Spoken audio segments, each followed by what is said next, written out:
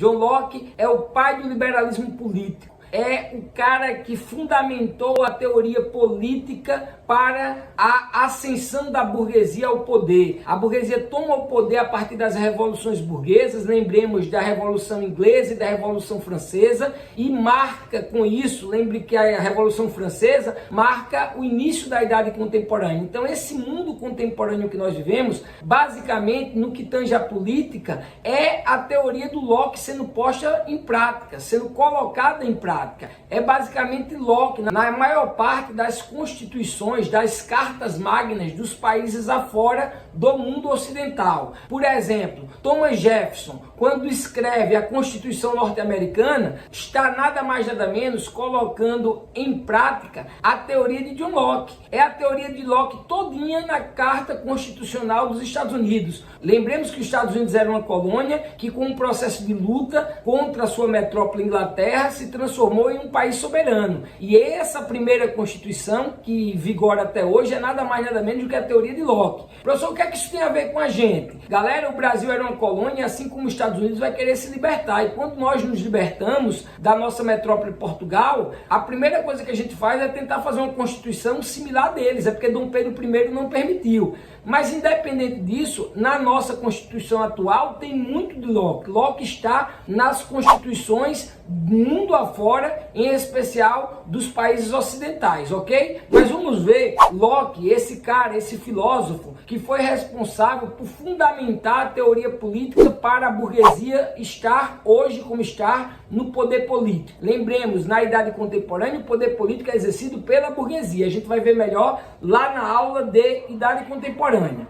As ideias de Locke acerca da necessidade do contrato social são diferentes das ideias de Hobbes. O ponto de divergência entre elas reside no entendimento de Locke a respeito do estado de natureza, pois no estado de natureza os seres humanos expressam tudo aquilo que possuem de mais positivo, uma vez que a liberdade é da natureza humana. Percebam que, assim como Rousseau, John Locke entende que o homem não é mau por natureza. Muito pelo contrário, o homem é bom. O homem natural, o homem primitivo, expressa o que há de mais positivo na humanidade. Então ele discorda diretamente de Hobbes. Para Locke, o estado natural é um estado de perfeita liberdade. Os seres humanos, segundo ele, são livres. Eles já nascem assim. E também já nascem racionais. Logo, para Locke, os seres humanos eram iguais, independentes e governados pela razão. No estado de natureza, todos participariam dessa sociedade singular que é a humanidade, tendo como vínculo comum a razão, não existindo então nenhum ser autoritário superior aos demais, superior a eles, a não ser o próprio Deus e as leis da natureza. Vale salientar que Locke defende que no estado de natureza, os seres humanos agregam valor a tudo. Isso se dá pelo trabalho. Preste atenção aí que o trabalho vai ter uma importância imensa na teoria de Locke. Agregam valor, inclusive, à terra, gerando com isso a propriedade privada. Neste estado natural, cada ser humano teria o desígnio de preservar a paz, resguardando-se em não ferir os direitos dos outros. Enquanto em Rousseau a propriedade privada era a origem dos males,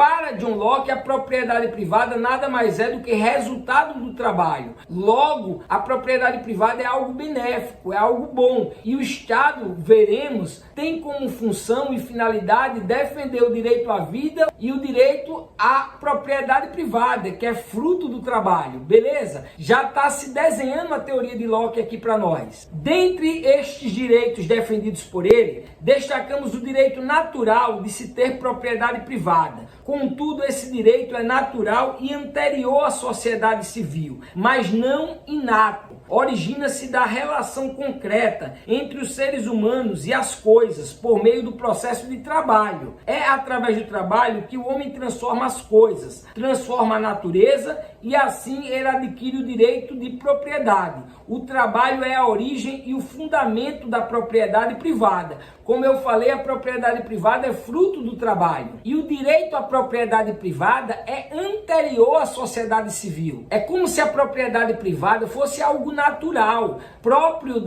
do crescimento, do progresso humano, uma vez que nós somos seres dotados de razão. Então nós estabelecemos a propriedade privada e isso não acarretou os males males da humanidade, muito pelo contrário. Essa propriedade privada que é fruto do trabalho é algo benéfico, é algo positivo, algo que representa o nosso progresso do estado de natureza para o estado civil, que é uma continuação de progresso. Enquanto Rousseau lamentou a passagem do estado de natureza para o estado civil, Locke não vai lamentar a passagem do estado de natureza para o civil. Para Locke, isso se dá de forma progressiva, como se o homem estivesse progredindo. Fruto do seu trabalho, ele transforma a natureza, estabelece a propriedade privada, vai ter que ter o Estado para proteger a propriedade privada. Então, por que precisaríamos ter o Estado para proteger a propriedade privada se ela é tão natural assim, se ela é benéfica e positiva? Ela não causou guerra entre nós, como defendia Rousseau. Então, para que o Estado? Está aí uma grande contradição na teoria do Locke, que é uma teoria que fundamenta o direito à propriedade privada lá na idade contemporânea. Para ele, a razão é a maior lei da natureza humana e todos os seres humanos estão submetidos a ela. As transgressões de alguns seres humanos a esta lei é o que cria a necessidade do contrato social, o início do Estado civil. Este contrato social funciona como um pacto de consentimento. Os indivíduos aceitam e firmam o pacto por livre e espontânea vontade, conscientes de que dessa forma irão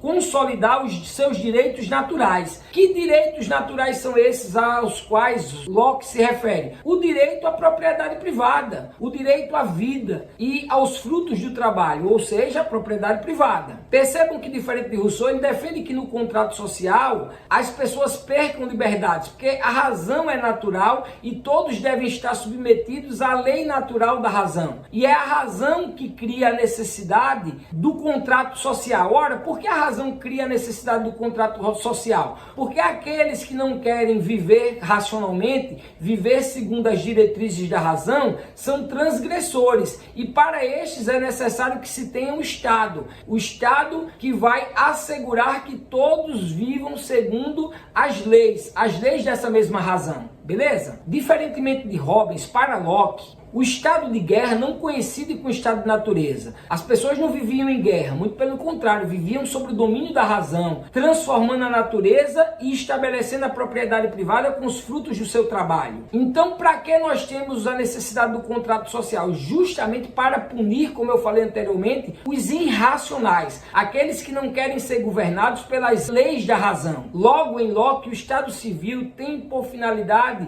julgar e punir os irracionais, para a manutenção da liberdade natural para a humanidade. Isso é o papel primordial, como eu falei, de proteger a propriedade privada. Está aí a grande finalidade do Estado, proteger a propriedade privada, fruto do trabalho. E é por esse motivo que foi realizado o contrato social, o pacto social entre os seres humanos, entre os indivíduos, saindo do estado de natureza para o estado civil. Mas ainda em relação à finalidade do Estado, Locke vai divergir novamente de Hobbes. Lembra que para Hobbes o Estado não pode ser questionado? Locke vai dizer, de forma alguma, Locke é um iluminista. Como iluminista, ele vai atacar o antigo regime, vai atacar os reis. Então ele vai defender a participação popular nesse Estado, defendendo que o Estado é a expressão máxima da vontade dos indivíduos igualmente livres. E o governo civil tem por objetivo garantir a liberdade dos indivíduos, a vida e o direito à propriedade privada. Assim, ele é a favor de um governo civil no qual o poder de criar leis seja o principal poder. É como se ele defendesse mais o legislativo. Por isso que ele é defensor da democracia representativa, que o povo possa eleger seus representantes, para que esses representantes tenham o poder de constituir as leis, a qual todos estarão submissos. Os que não se submeterem às leis devem ser punidos como irracionais, porque as leis são leis racionais. Logo, o poder é do povo, e o povo exerce o seu poder através dos seus representantes. Então, diferente de Rousseau, que era contra a democracia representativa, Locke afirma a democracia representativa. Como Locke está na Idade Moderna, ainda nos estados absolutistas, para ele o rei deve somente executar as leis. Não cabe aos reis criar leis. E que o governo pode e deve ser questionado quando ele for contra o povo. Então percebe, ele já está atacando o rei, dizendo, não, o rei não pode não, está fazendo leis não. Está atacando o antigo regime, está dizendo que o povo é soberano, que as leis têm que ser leis do povo, que vai eleger seus representantes e que vão constituir, criar as leis. Então, para ele, esse rei ou Estado ou governante pode e deve ser questionado, diferente de Hobbes, desde que não esteja representando o povo. Então o povo tem essa soberania de questionar os seus governantes, de questionar o Estado. É o que nós denominamos de liberalismo político. Logo, Locke é o pai do liberalismo político. Deixa eu dar uma dica. A concepção política do liberalismo resulta de acontecimentos econômicos e sociais que determinaram mudanças, transformações na concepção do poder e propriamente também do Estado. Esses acontecimentos foram as revoluções burguesas. No liberalismo econômico nós temos Adam Smith, por exemplo, a lei da oferta e da procura, atacando como iluminista diretamente o rei, dizendo que a economia deve se autorregular, que o Estado não pode regular a economia. O Locke, ele representa o liberalismo político, beleza? Então se liga nisso. As revoluções burguesas colocam a burguesia no poder e essa burguesia se apropria da teoria, ou melhor, ela faz as revoluções já com os ideais liberais. Liberalismo político do Adam Smith e liberalismo político do John Locke. Por isso que o Locke está nas constituições da maior parte dos países ocidentais. Fica essa dica.